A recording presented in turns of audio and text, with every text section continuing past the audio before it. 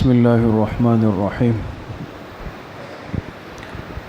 مسائل کی مجلس میں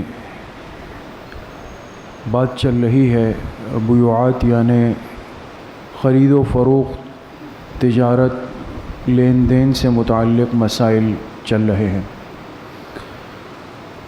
پچھلے منگل کی مجلس میں بات ہوئی تھی کہ اگر کوئی شخص نفع کے ساتھ کوئی کاروبار کرتا ہے یا ادھار کے ساتھ کسی چیز کا کاروبار کرتا ہے تو اس کی شرعی حیثیت کیا ہے، اس کا حکم کیا ہے۔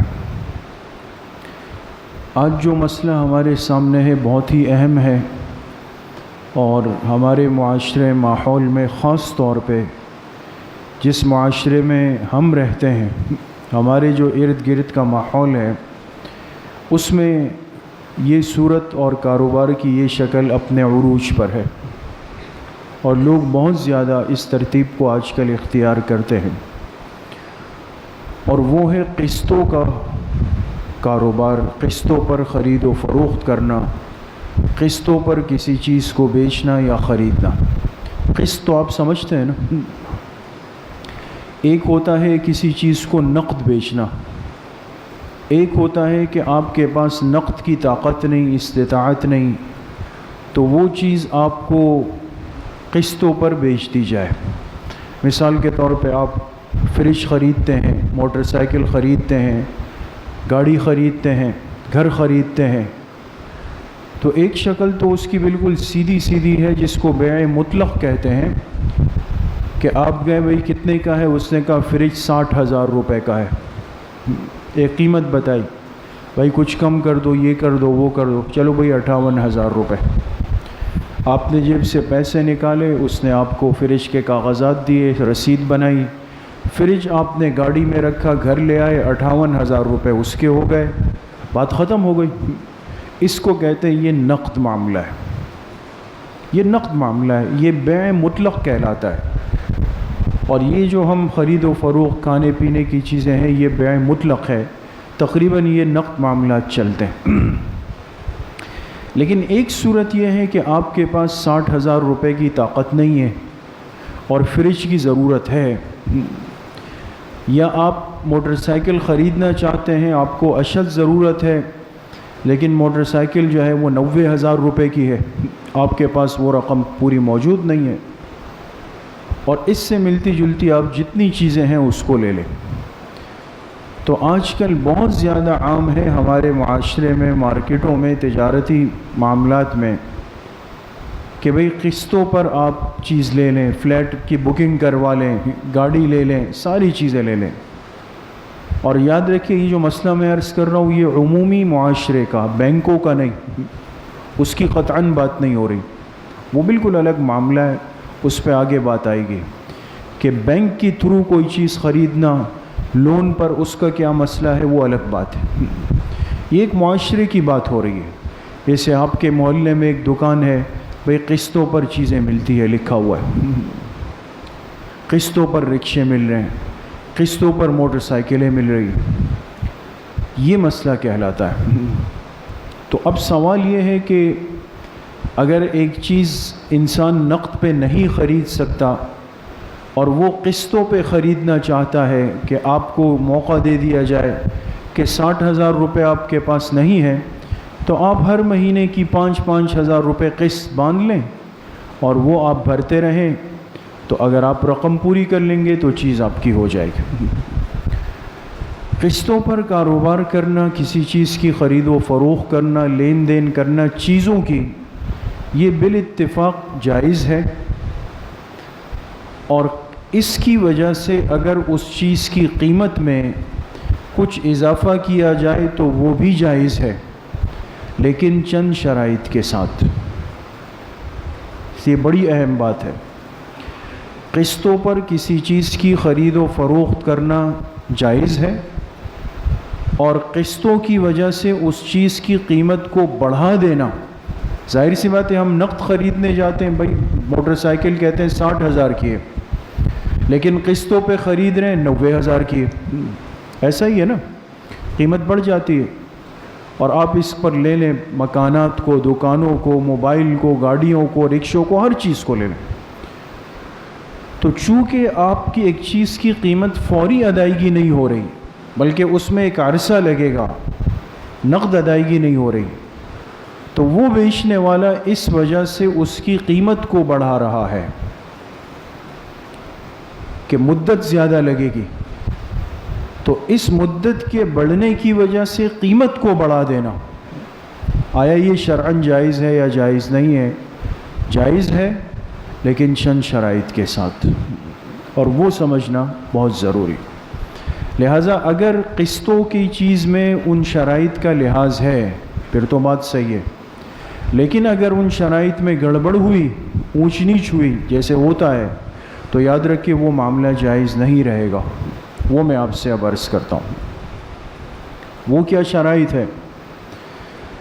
سب سے پہلی شرط تو یہ ہے کہ جو چیز آپ قسطوں پر خریدنا چاہتے ہیں اور جو آپ کو بیچنا چاہتا ہے، وہ چیز اس کی ملکیت میں آ چکی ہو، شے مملوکہ ہو۔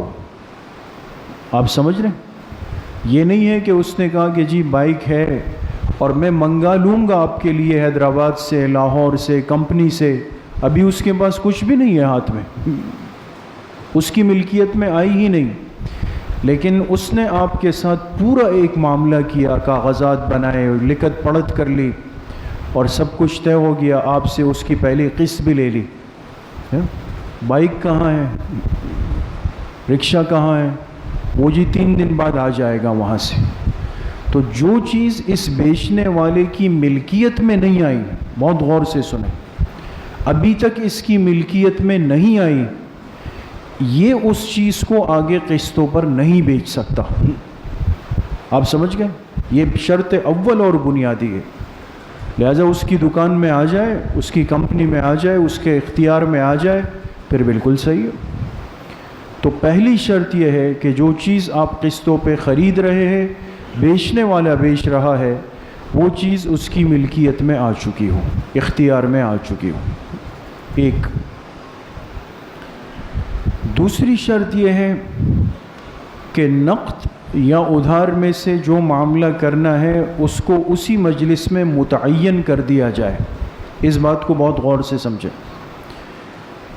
نقد یا ادھار دونوں کا فرق تو آپ سمجھ گئے کہ ایک نقد پیسے، ایک ادھار کے قسطوں پر ہے۔ ان دو میں سے آپ خرید بیچنے والے سے کیا معاملہ کرنا چاہتے ہیں، یہ اس مجلس میں طے ہو جائے۔ آپ نے کہا یار میں تو اتنی بڑی پیمنٹ نہیں دے سکتا، میں تو آپ سے قسطوں پر لینا چاہتا ہوں، طے کر لیں، لکھ لیں، اس پہ سگنیچر کر دیں کہ آپ اور اس کا معاملہ آپ کس پر چلے گا؟ قسطوں پر چلے گا۔ سمجھ گئے؟ آپ کہیں گے کہ یہ تو سیدھی سی بات ہے، سیدھی سی نہیں ہے، میں آپ سے ابھی عرض کرتا ہوں۔ ہمارے معاشرے میں ایک بہت غلط صورت چل رہی ہے اور بہت سارے لوگ اس میں مبتلا ہیں۔ جیسے مثال کے طور پہ ایک آدمی کو رکشے کی ضرورت تھی، رکشے کی مارکیٹ میں گیا اور اس نے کہا یار مجھے ایک CNG رکشہ چاہیے چلانے کے لیے، لیکن قسطوں پر چاہیے، اس لیے کہ میرے پاس پیمنٹ نہیں ہے، اتنی بڑی رقم نہیں ہے۔ اس نے کہا ٹھیک ہے، 2,20,000 روپے کا آپ کو قسطوں میں پڑے گا، ہر مہینے آپ اس کی 10,000 قسطیں آپ اس کی دیتے رہیں۔ ٹھیک ہے، رکشہ کھڑا ہوا تھا، ملکیت میں تھا، طے ہو گیا کہ جی بالکل قسطوں پر معاملہ ہوگا۔ اس نے 10,000 روپے قسط دی، دوسرے مہینے 10,000 دی، تیسرے 6 مہینے 10,000 روپے قسط دی۔ اللہ کی شان جب 7واں مہینہ آیا، اچانک اس کے پاس کہیں سے 1,00,000 روپے آ گئے۔ کس کے پاس؟ اس خریدار کے پاس جو قسطیں بھر رہا ہے، اور یہ کتنی قسطیں دے چکا ہے؟ 6 قسطیں، 60,000۔ 2,20,000 میں سے 60,000 نکال لے تو کتنے رہ گئے؟ 1,60,000 رہ گئے۔ ٹھیک ہے، 1,60,000 رہ گئے۔ اچانک کہیں سے 1,00,000 کی رقم ہاتھ میں آ گئی۔ اس نے کہا یہ تو آ گئی، مسئلہ تو کچھ حل ہو رہا ہے۔ یہ اس رکشے والے کے پاس گیا اور اس سے جا کے کہا کہ یار ہمارا معاملہ تو قسطوں میں چل رہا ہے، لیکن میرے پاس ایک بڑی پیمنٹ آ گئی ہے 1 لاکھ روپے کی، لہٰذا اب اگر آپ چاہیں تو یہ 1 لاکھ روپے آپ فوری مجھ سے قبول کر لیں۔ 10-10 ہزار کا کب تک انتظار کریں گے آپ؟ اتنے مہینہ بیٹھے رہیں گے، لہٰذا یہ 1 لاکھ روپے آپ فوری لے لیں۔ بقیہ کتنے رہ گئے؟ 60,000 روپے، وہ آپ مجھے اس وجہ سے چھوڑ دیں کہ میں قسطوں کے معاملے کو نقد پہ لے آیا ہوں۔ یہ چیز چل رہی ہے دوست، بہت عام ہے، لوگوں کے پاس کہیں سے پیمنٹ آ جاتی ہے اور وہ فوراً پہنچتے ہیں اور اس سے کہتے ہیں کہ یار قسطوں کا معاملہ کہاں تک چلائیں گے، آپ یہ اپنی فوراً اصل جو رقم طے ہوئی تھی اس سے کم ہے، لیکن چونکہ ایک بڑی رقم ہاتھ میں دے رہے ہیں لہذا کہا باقی چھوڑ دو، یہ لے لو۔ اب دیکھیں قسطوں کا چلتا ہوا معاملہ کنورٹ ہو رہا ہے کس میں؟ نقد میں، حالانکہ طے ہوا تھا شروع میں کہ قسطوں پہ چلیں گے۔ لہٰذا اب اگر یہ اس معاملے کو نقد پہ لائیں اور رقم کم کریں، یہ شرط ہے، لوگ اس چیز کا فائدہ اٹھاتے ہیں، لہٰذا بیچنے والے سے کہتے ہیں کہ اب میں آپ کو پیمنٹ کی ایک بڑا حصہ فوراً دے رہا ہوں، لہٰذا 10-20 ہزار 1-2 قسطیں 3 قسطیں آپ چھوڑ دیں، آپ مجھے معاف کر دیں۔ نہیں ہو سکتا، معاملہ جائز نہیں ہے، بے فاسد ہو جائے گی۔ اس لیے قسطوں میں دوسری شرط یہ ہے کہ آپ نے جو معاملہ شروع میں طے کیا وہ آپ نے آخر تک چلانا ہے۔ ہاں اتنی بات ضرور ہے کہ آپ قسطیں بھر رہے تھے 6 مہینے کی قسطیں بھر دی 60,000 روپے، ما بقیہ 1,60,000 روپے پوری کی پوری رقم کہیں سے آ گئی اور آپ نے جا کے اس مالک سے کہا کہ یار کیا ہر مہینے 10-10 لاؤں گا، پورے ہی لے کے رکھ لو۔ دیکھیں پیمنٹ پوری ہو گئی نا، اور اس نے قبول بھی کر لی، راضی بھی ہو گیا، قیمت میں کوئی کمی نہیں آ رہی، وہی ہے۔ اس نے کہا ٹھیک ہے آپ ہر مہینے 10 دے یا ایک ساتھ 1,60,000 دے، پھر تو مسئلہ نہیں ہے، تو ہو جائے گا۔ لیکن اگر یہ اس وجہ سے اس قسطوں میں کمی کروائے گا تو یہ معاملہ ناجائز ہو جائے گا۔ بہرحال دوسری شرط یہ ہے کہ نقد ہو یا ادھار ہو، اس میں سے ایک فیصلہ اسی مجلس میں طے کر لیا جائے، اسی پہ عمل کیا جائے۔ تیسری شرط یہ ہے کہ وقت متعین کر دیا جائے، قسطوں کی ادائیگی کی مدت کیا ہوگی۔ دیکھیں شریعت کا ایک مضبوط اور محفوظ نظام، دیکھیں یہ اندھا کھاتا نہیں ہے۔ آج کل کی ہماری لڑائیاں کیوں ہوتی ہے کہ شروع میں جب ہم معاملہ کرتے ہیں، دوست ہے، تعلق ہے، بڑا گرم جوشی ہے، کہ کوئی مسئلہ نہیں یار، آپس میں بھائیوں کی طرح ہے، کوئی چلاتے رہیں گے آپ سے، کوئی ہمارا تو گھر جیسا معاملہ ہے۔ آگے چل کر جب اس نے قسطوں کی ادائیگی میں 1 مہینے 2 مہینے شارٹ کیے تو پھر وہی بھائی آپس میں باہم دستور کا حکم ضابطہ توڑا گیا۔ اس لیے فرمایا کہ قسطوں کی ادائیگی کی مدت کیا ہے، یہ قسطیں 2 سال میں ادا ہوگی، 1.5 سال میں ادا ہوگی، 2.5 سال میں ادا ہوگی، پورا لکھ لیا جائے اور اس کو طے کر دیا جائے۔ جتنی مدت اس قسطوں کی ادائیگی میں لگے گی اس کو متعین کر دیا جائے۔ 3 شرطیں ہو گئی۔ چوتھی اور اہم ترین بات، اگر قسطوں کی ادائیگی کے دوران اس آدمی سے کسی قسط کی ادائیگی میں تاخیر ہو گئی، ہو جاتا ہے، یہ بھی ایک بڑا مسئلہ ہے، وہ بیچارے پھر اس کو ڈھونڈ رہے ہوتے ہیں، کہتے ہیں وہ رکشہ لے گیا، گاڑی لے گیا، 2 مہینے کی قسطیں شارٹ ہے، 3 مہینوں کی قسطیں شارٹ ہے نا، اس طرح اب کہاں ہے، کہیں نہیں، شہر کے ایک کونے میں، وہاں پہ یہاں پہ وہاں پہ، بیچارے ہم اس کے پیچھے مارے پھر رہے ہیں۔ خیر، اب سوال یہ کہ اگر کسی مہینے اس نے قسط شارٹ کی، یعنی نہیں لایا وقت پر، 1 مہینے یا 2 مہینے، تو اس کی بنیاد پر اس پر کوئی مالی جرمانہ لگانا، جس کو غرر کہتے ہیں، مالی جرمانہ عائد کرنا، کہ بھئی چونکہ آپ نے وقت پہ قسطیں ادا نہیں کی ہیں، شارٹ کر دی آپ نے، لہٰذا 2,20,000 والا رکشہ اب 2,40,000 میں ہو گیا۔ آپ سمجھ گئے؟ یہ جو بینکوں میں ناجائز ہونے کا مسئلہ ہے نا، اس کی ایک خرابی یہ بھی ہے دوستوں، وہاں اگر آپ نے 1 مہینے کی قسط شارٹ کر دی تو ڈائریکٹ آپ پہ پینلٹی لگ جائے گی، اور انہوں نے شروع میں آپ سے کہہ دیا ہوگا کہ بھئی آپ شارٹ کریں گے تو یہ پینلٹی آپ کے ذمہ آ جائے گی. لہٰذا اس کو مالی غرر کہتے ہیں، یہ حرام ہے. اگر ان لوگوں نے معاملات کے شروع میں یہ بات رکھی، شروع سے معاملہ غلط ہو جائے گا، حرام ہو جائے گا. اور بعد میں اگر یہ آدمی مطالبہ کرے تو بھی اس کا مطالبہ حرام ہے، یہ نہیں کر سکتا. آپ سمجھ گئے مسئلے کو؟ لہٰذا اگر قسط کے آنے میں تاخیر ہوئی، قسط شارٹ کر دی، 1-2 مہینے کی لیٹ آئی، ان ساری خرابیوں، کوتاہیوں، کمزوریوں، غلطیوں کے باوجود بھی اس رکشے، اس گاڑی، اس موبائل کا مالک اس پر کوئی مالی جرمانہ عائد نہیں کر سکتا ہے. یہ مالی جرمانہ عائد کرنا یہ ناجائز ہے اور حرام ہے. لیکن یہاں ایک بہت بڑا سوال اٹھتا ہے کہ پھر تو نقصان میں کون جا رہا ہے؟ اصل جو مالک ہے.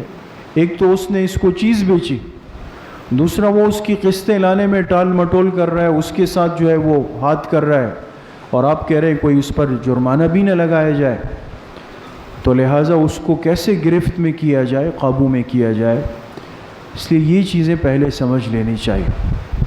ہم اپنے ذہن سے حل نکالتے ہیں اور وہ حل غلط ہے تو پھر غلط ہے. اس لیے اس کی متبادل بہت ساری صورتیں ہیں. اگر آپ نے اس کو گاڑی یا گھر دیا ہے تو اس کے کاغذات آپ اپنے پاس رکھیں، یا اس سے ہٹ کر آپ اس سے زر ضمانت کے طور پہ کوئی اور چیز پہلے سے رکھ لیں اپنے پاس. آپ سمجھ رہے ہیں؟ آپ نے مثال کے طور پہ رکشہ قسطوں پہ دیا، لیکن آپ کو آدمی ٹیڑھا لگ رہا ہے کہ یہ گڑبڑ کر جائے گا، تو اس سے کہا کہ یار مجھے تو تسلی نہیں ہے، لہٰذا بطور زر ضمانت کے آپ اپنے گھر کے کاغذات میرے پاس رکھوائیں. آپ سمجھ گئے؟ یا فلاں چیز آپ میرے پاس رکھوا دیں. بالکل کر سکتے ہیں، رکھوا سکتے ہیں. اور یہ ایک ایسی چیز ہے کہ جو اس کو ایک بوجھ ہوگا اس پر کہ میں قسطوں میں گڑبڑ کروں گا تو میرے کاغذات وہاں پھنسے ہوئے، وہ نہیں کرے گا پھر آئندہ. اس لیے مالی جرمانہ بہرحال یہاں پر عائد نہیں کیا جا سکتا. تو اگر ان 4 باتوں کی رعایت ہے قسطوں کے کاروبار میں، پہلی شرط کیا تھی؟ کہ وہ چیز ملکیت میں ہو، غائب نہ ہو کہ آئے گی، ملکیت میں ہو. دوسری شرط یہ ہے کہ نقد یا قسطوں کا معاملہ کیا کرنا ہے اسی مجلس میں اس کو طے کر لیں، ایک چیز کو طے کر لیں گے. نمبر 3، قسطوں کی ادائیگی کی مدت طے کر لی جائے گی.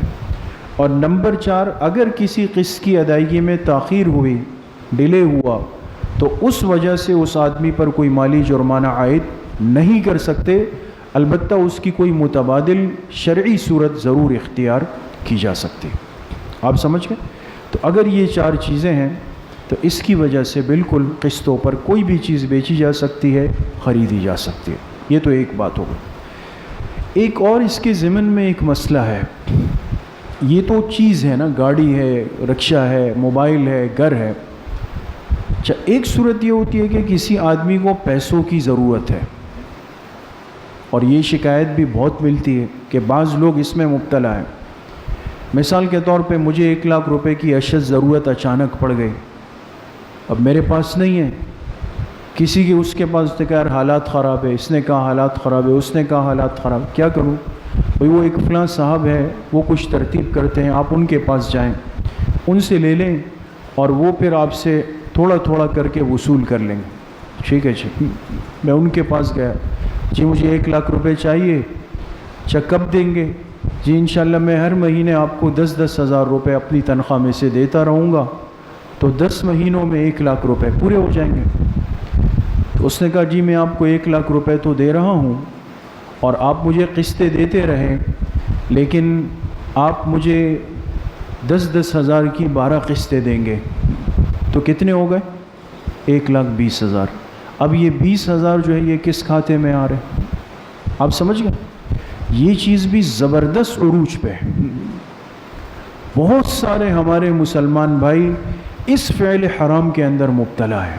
شکایت تو ہمیں آتی ہے، مسائل آتے ہیں ہمارے پاس کہ لوگ بعض یہ ظلم کر رہے ہیں، اور اچھے خاصے اس پر شہرت پا چکے ہیں کہ جی وہ قسطوں پر پیسے دیتے ہیں اور اس کی صورت میں نتیجتاً زیادہ اس کو باقاعدہ ایک کاروبار کی شکل دے دی، یعنی ان کا کاروبار ہی گویا نعوذ باللہ یہ ہے کہ کسی نے 5 لاکھ لیے، کسی نے 8 لاکھ لیے، کسی نے 3 لاکھ لیے، پھر وہ لوگ قسطوں پر ان کو دے رہے ہیں اور وہ قسطوں کی وجہ سے رقم بڑھا دی۔ تو اس صریح حدیث کل قرض جر نفعا فہو ربا، ہر ایسا قرض جس کے پیچھے نفع آ جائے وہ سود ہے، وہ حرام ہے اور وہ ناجائز ہے۔ تو اس لیے ان چیزوں میں بھی بہرحال بہت زیادہ احتیاط کی ضرورت ہے۔ یہ معاملات کی زندگی بہت اہم، بہت نازک اور بہت زیادہ احتیاط کی متقاضی، اس لیے جہاں مسئلے میں کھٹک پیدا ہو جائے، ہم ہمیشہ عرض کرتے ہیں جہاں کھٹک پیدا ہو جائے، مسئلہ سمجھ نہ آئے، اس کو اہل علم سے پوچھ لیں۔ خود اپنے دماغ سے یا کسی فن خوان جو ہوتے ہیں، بعض ایسے ہوتے ہیں وہ کہتے ہیں ہماری زندگی اس میں گزر گئی، ہم تو کر رہے ہیں یہ۔ کسی کا کوئی کام چاہے وہ کتنے ہی سالوں سے ہو، اس کے کرنے سے وہ حلال اور حرام کا مسئلہ تو نہیں بنے گا، تو ایک شرعی صورت سمجھنی پڑے گی۔ تو بہرحال ان مسائل میں احتیاط کی ضرورت ہے۔ اللہ پاک مجھے بھی آپ سب کو صحیح عمل کی توفیق نصیب فرمائے۔ الحمد للہ رب العالمین والصلاة والسلام علی سید الانبیاء والمرسلین۔